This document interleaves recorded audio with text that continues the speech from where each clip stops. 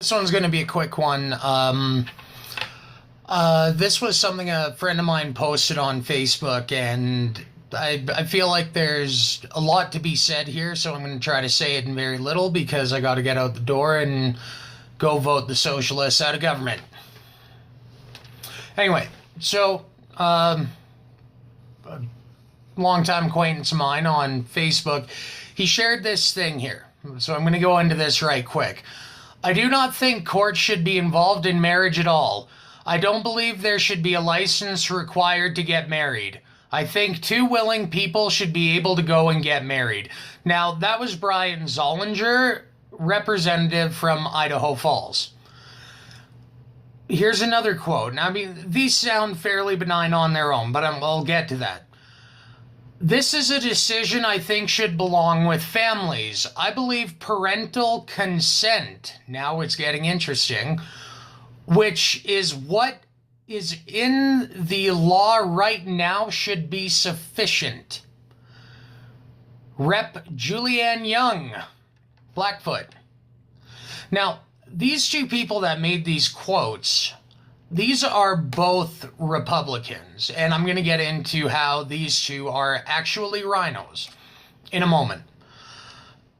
Stating this in explanation of the striking down of a bill put forward to bring the marital age in Idaho up to 16 years old. So it falls in line with the age of consent. Fancy that. Really? You need to be 16 years old to consent to having sex, but your parents can trade you for a dowry at 13, and I don't think we need to know what's going to happen behind the bedroom doors on the honeymoon night. So, I mean, this is a bit of a moral conundrum here. Like, they struck down a law that was put forward to literally stop people under the age of consent from being forced into marriage. And, I mean, to hell with laws of consent and to hell with the kids themselves.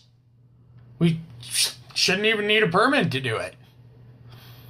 We believe the laws as they are should be done right now. So if a father decides to trade his daughter off to a man 30 years her senior, and she's 13, for a flock of goats. Yeah, I know what I did there. And these Republicans who are supposed to be a representative of conservatism, well, let's get into why these two are rhinos, why they're not even really good people, why they wouldn't, I mean, these, you know what, I'm getting ahead of myself. So, to go on, here's Jim's thoughts on it. Now, I like to pretend I'm a pretty decent and thoughtful parent. Yes, you are, Jim. I've met your daughter. She's actually quite an amazing young woman. I'd say you've done a great job as a parent. And I've known you since I was in high school, so half a lifetime of knowing you, yeah, you're a pretty solid and consistent guy.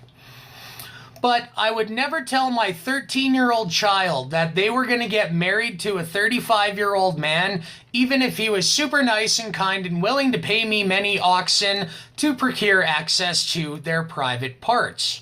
Parental consent? You must be 46 shades of shitting me. 13-year-old children can't enter into a contract, but they can be given sexually to another person.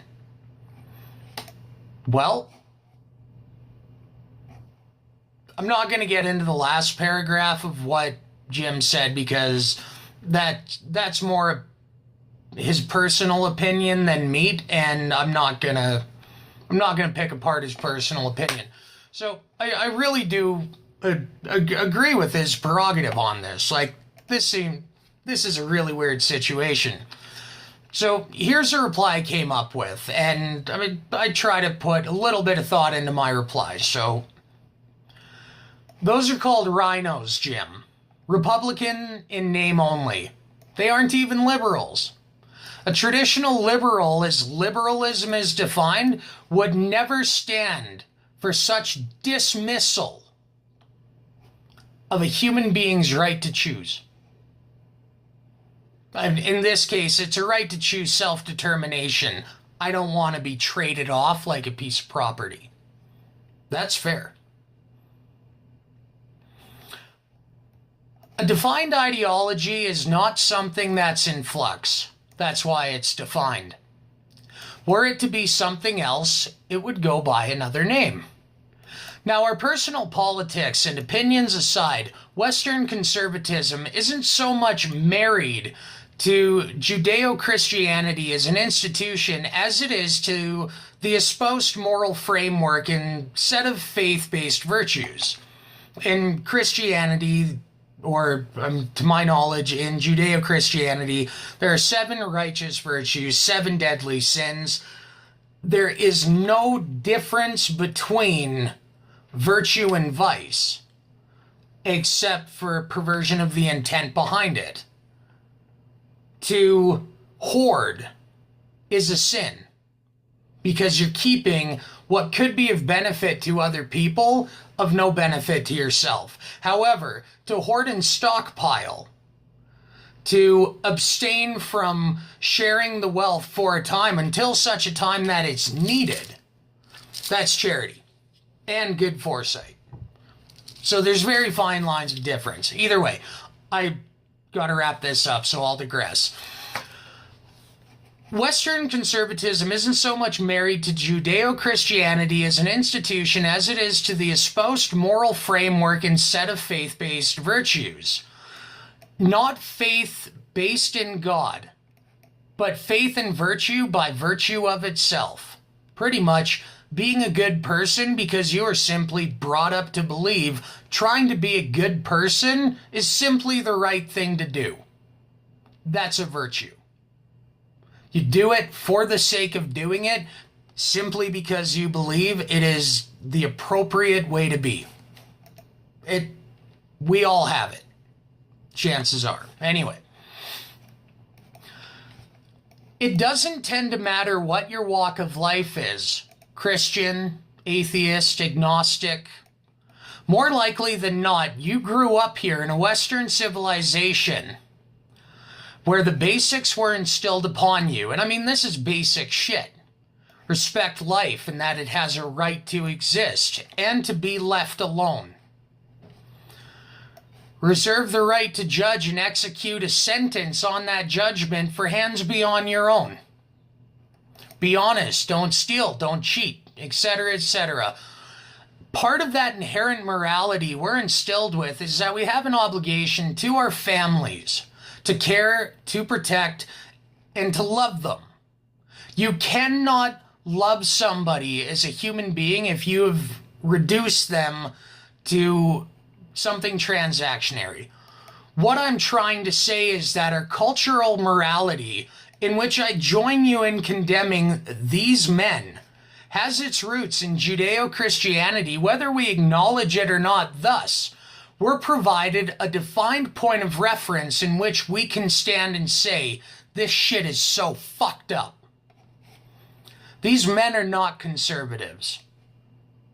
These people are not conservatives. They are not moral people of virtue.